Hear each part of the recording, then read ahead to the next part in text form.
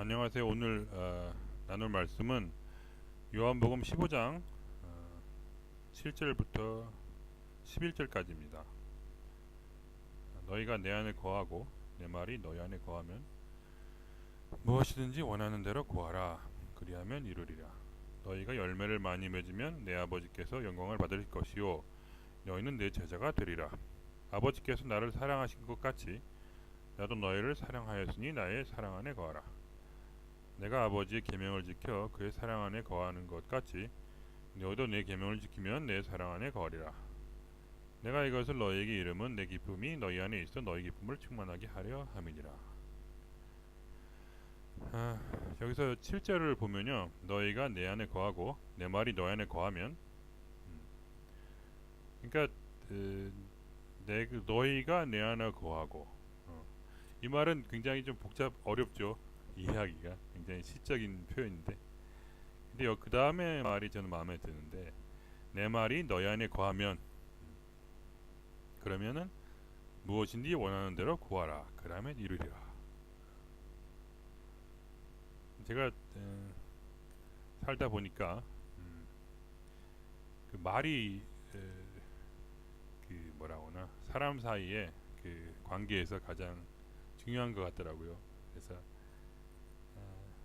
저도 뭐 예를 들면은 제 아내랑 생활을 하다가 제가 무슨 말을 이제 아내에게 했는데 그 말이 그 마음에 들어가지가 않고 귀로 들어가서 한 귀로 나가서 한 귀로 들어가서 한 귀로 나간단 말이죠.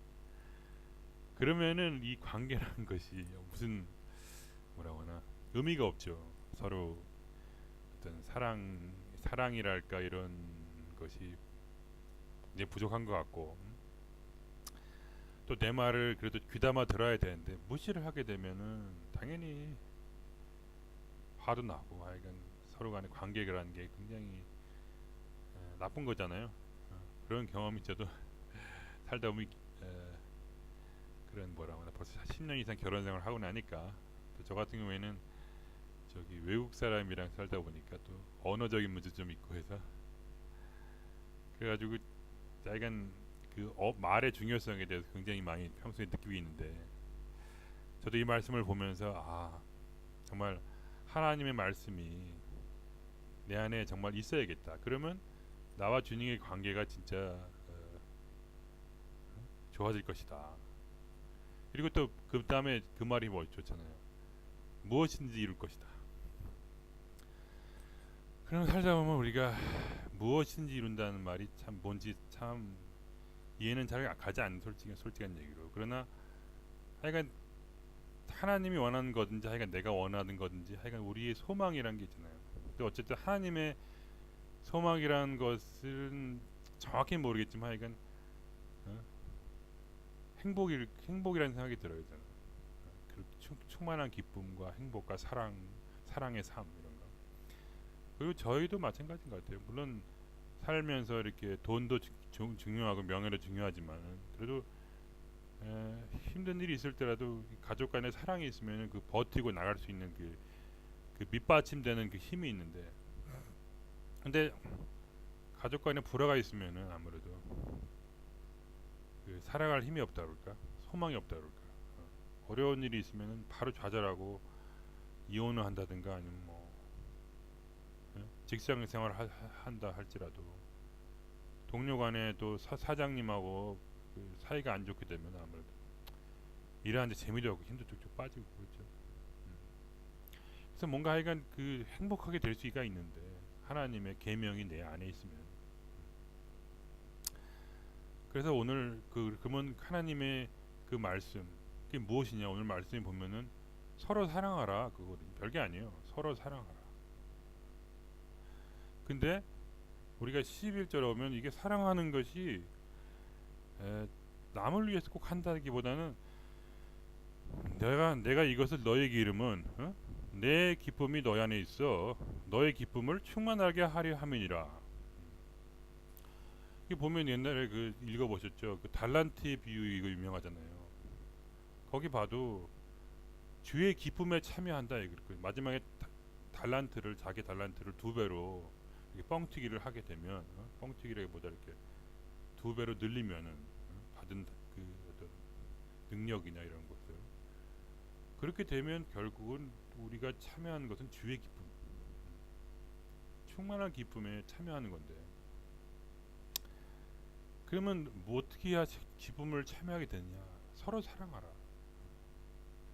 그냥 결국은 이게 먼저 나를 위해서 서로 사랑해야 된다, 이거를 제가 살면서 많이 느끼더라고요. 이게 꼭 무슨 성경 말씀이라 믿는 게 아니고, 살다 보면은 남을 미워하고는 사람이 살기 힘들어요. 마음이 괴로워. 남을 사랑하게 되면은 어쨌든 상대방이 상처를 입고, 어?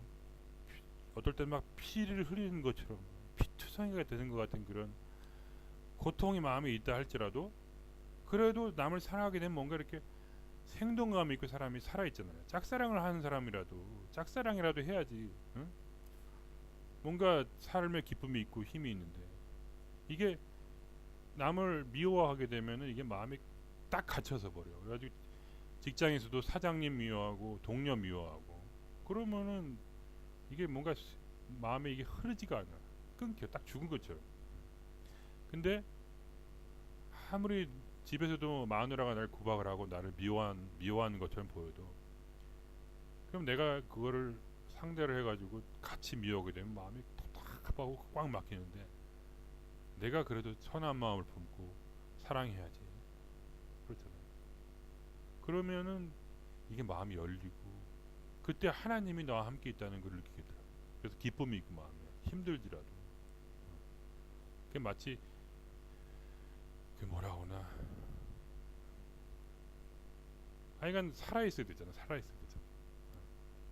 물론 무슨 큰 사랑을 말하는 게 아니고, 제가 제 주제에 그래도 최소한 사람이 용서는 해야지. 그러니까 미워하지 말아야죠, 다른 사람은. 그러니까 얼마 전에 영화 보면 더 퍼지라는 거 봤는데, 거리의 반란이라고 이 표현을 봤거든요. 근데 거기서 항상 1년에 한 번씩 그 숙청의 날이 있어갖고, 나라에서 그게 미국이라는 가상의 세계인데, 미국 내에서 1년에 한 번씩 사람을 죽이는 거야. 왜 죽이냐?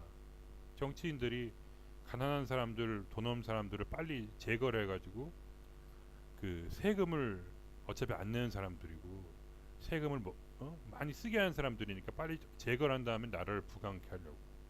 결국 자기 호주머니에 더 많이 들어오게 하려고. 그래서 그런 나라를 만들어서 가난한 사람들을 아주 그냥 씨를 말린단 말이죠. 근데 거기서도 한 명 그 젊은 경찰이 있었는데, 그 사람이 하여간 자기 아들이 그 전해 숙청의 날에 1년에 한 번, 하루에 1년에 딱 하루인데, 그 전해 숙청의 날에 어떤 남자는 죽는단 말이에요. 자기 젊은 아들이. 그러니까 화가 나가지고, 경찰이니까 총싸움 얼마나 잘할 거예요. 그러니까 결국 그 사람을 죽이려고 그 숙청의 날 저녁 12시부터 저녁 7시부터 아침 7시인가, 12시간을 하는데 죽이러 간단 말이죠. 그때 중간에 그 마음이 선하니까 뭐 가난한 사람들, 막 당한 사람들을 구해주면서 간단 말이죠. 그래서 우여곡절 끝에 하여간 그 여러 명을 살리고, 중간에 그 사람들과 같이 딱 가가지고 그 남자를 죽이려고 딱 들어갔는데, 못 죽이고 나온 거야. 마음이 선하니까 정말로 죽일 정도로 그렇게 악해지지 못하는 거죠, 그 사람. 그러니까 나와가지고 결국은 마지막 그 1분 남겨두고 정부 관리한테 걸려요. 왜냐면 그 사람이 그 가난한 사람들 구하려고 정부 관리들이 그날에 숙청하려는 것까지 막은 거지. 그러니까 미운 털이 박혀가지고 죽이려는 그 순간에 어떻게 살아나는가. 그 뒤에서 자기가 살려준 그 남자가 총을 쏴가지고 정 관리, 그 높은 사람을 딱 죽여가지고 그 사람을 구해주는 거죠. 그러니까 어떻게 보면은 하여간 뭐 이게 꼭 성경 말씀이랑 같은 거라고 할 수 없지만, 하여간 그 맥락이 어쨌든 간에 거기에 자기 기쁨이 되는 거예요. 그죠? 살면은 자기가 오히려 남을 미워하지 않고 용서할 때 자기가 마음의 구원을 받는다. 그러면 항상 생각을 해보세요.